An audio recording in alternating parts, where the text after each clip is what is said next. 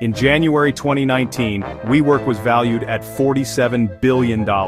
By September of that same year, it was essentially worthless. How did a company that rented desks become more valuable than Ford, FedEx, and Delta Airlines combined? And how did it all collapse in just 6 weeks?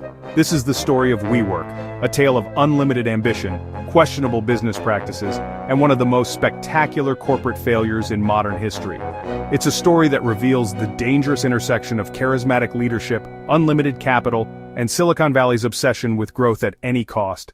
To understand WeWork's rise and fall, we must first understand its co-founder and former CEO, Adam Neumann. Born in Israel in 1979, Neumann moved to New York in 2001 with dreams of entrepreneurship and little else. Neumann's first ventures were largely unsuccessful. He tried baby clothes with built-in knee pads, women's shoes with collapsible heels, and various other products that never gained traction.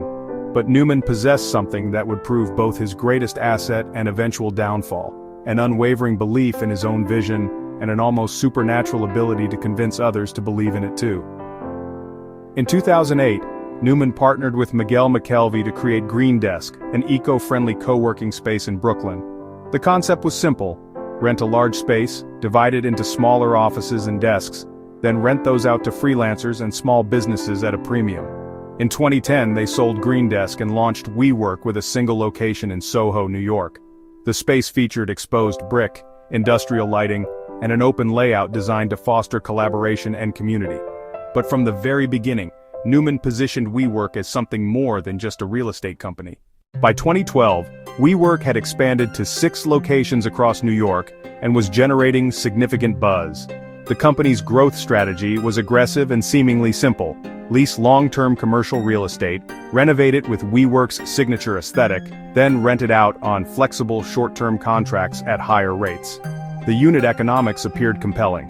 WeWork could rent office space for, say, $30 per square foot annually, then rent individual desks for the equivalent of $60 to $80 per square foot. Early investors were impressed. Benchmark Capital led a $17 million Series A round in 2012, followed by $40 million in Series B funding.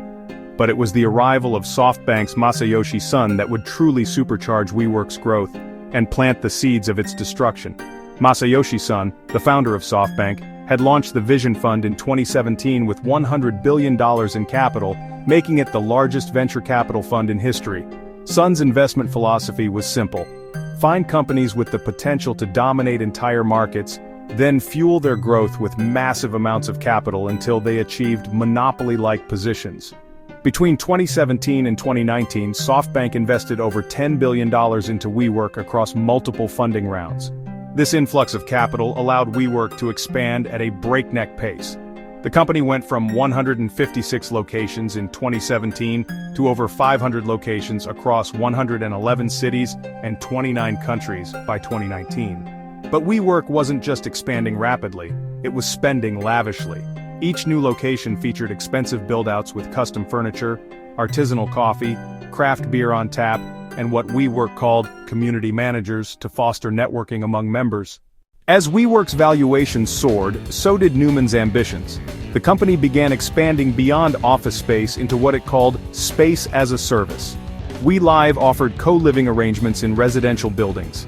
WeGrow was positioned as a revolutionary approach to education for children. WeWork acquired a wave pool company, invested in a meditation app, and even launched a line of fitness studios called Rise by We.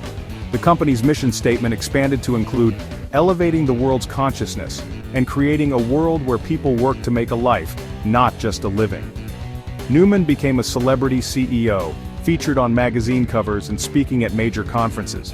He spoke about WeWork not as a real estate company, but as a technology platform that would revolutionize how people work, live, and interact. But behind the glossy marketing and soaring valuations, WeWork's financials told a troubling story. In 2018, the company generated $1.8 billion in revenue, but lost $1.9 billion. Despite massive growth, WeWork was burning through cash at an alarming rate, losing more money with each new location it opened. The fundamental problem with WeWork's business model was becoming apparent to some observers. The company signed long-term leases, typically 10 to 15 years, but rented space to customers on flexible, short-term contracts. This created a massive mismatch between WeWork's fixed costs and variable revenue. In an economic downturn, customers could quickly cancel their WeWork memberships, but the company would still be obligated to pay rent on hundreds of expensive leases for years to come. WeWork was essentially taking on enormous real estate risk while positioning itself as a technology company. As WeWork's losses mounted, so did concerns about the company's corporate governance and Adam Neumann's increasingly erratic behavior. Neumann maintained tight control over the company through a complex stock structure that gave him voting rights far exceeding his ownership stake. Stories began to emerge about Neumann's lavish lifestyle funded by WeWork's coffers. Perhaps most concerning were Neumann's numerous conflicts of interest. He had personally invested in buildings that WeWork then leased, profiting from both sides of transactions. By 2019, WeWork's financial situation was becoming increasingly precarious. The company was burning through $200 million per month with no clear path to profitability. Facing a cash crunch, WeWork decided to go public. Goldman Sachs and JP Morgan were hired to manage what was expected to be one of the largest IPOs in years. The company's S-1 filing, the document required to go public, was scheduled for release in August 2019. On August 14, 2019, WeWork filed its S-1 with the Securities and Exchange Commission, making its financial information public for the first time. The reaction was swift and brutal. Financial analysts and journalists immediately began dissecting the filing, and what they found was alarming. WeWork's losses were even larger than expected. Its business model was more questionable than previously understood, and Adam Neumann's conflicts of interest were more extensive than anyone had imagined. Critics like NYU professor Scott Galloway had been warning about WeWork for years, but now their concerns were validated by WeWork's own financial disclosures. Within weeks, potential investors began slashing their valuation estimates. The media attention intensified. The Wall Street Journal, New York Times, and other publications began publishing detailed investigations into WeWork's culture, finances, and Neumann's behavior. Former employees began speaking publicly about the dysfunction they had witnessed. By September, it became clear that the IPO was in serious trouble. On September 16, WeWork announced it was postponing its IPO indefinitely. The postponement triggered a cascade of events. SoftBank, WeWork's largest investor, demanded Neumann's resignation as CEO.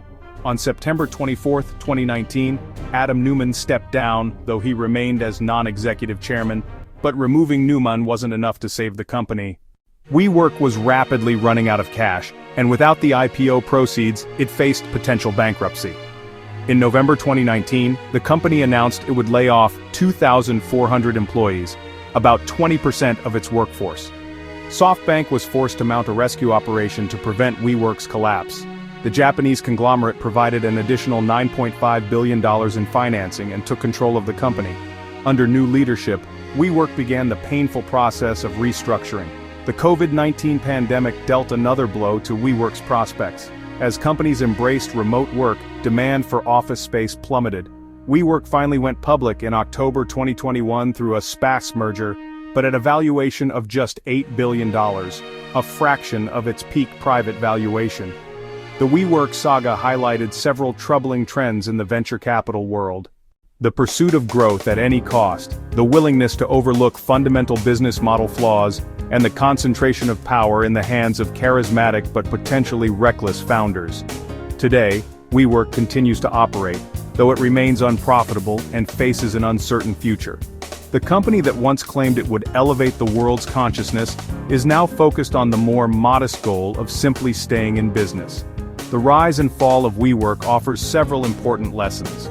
First, that a compelling narrative and charismatic leadership are no substitute for a sound business model. Second, that unlimited capital can actually be dangerous if it allows companies to ignore fundamental economic realities. Third, the WeWork story illustrates the dangers of Silicon Valley's fake-it-till-you-make-it culture, where companies are encouraged to prioritize growth and valuation over profitability and sustainability. As for Adam Neumann, he has since launched new ventures and continues to attract investment despite WeWork's failure. This itself is perhaps the most telling aspect of the entire story. In Silicon Valley, even spectacular failure can be rebranded as valuable experience. WeWork's story is just one example of how quickly fortunes can change in the technology world. Here at Lucida, We're dedicated to bringing you more stories like this, technology documentaries and mini-documentaries with deep dives into how things work, rise and fall stories of tech companies, and business and tech history narratives that explain how our modern world came to be. We pride ourselves on maintaining a calm, educational tone with well-researched, neutral presentation without bias or sensationalism. If you enjoyed this deep dive into WeWork's rise and fall, please subscribe to Lucida and enjoy our upcoming videos. And please let us know in the comments what stories you'd like us to cover next. What tech companies' rise and fall interests you?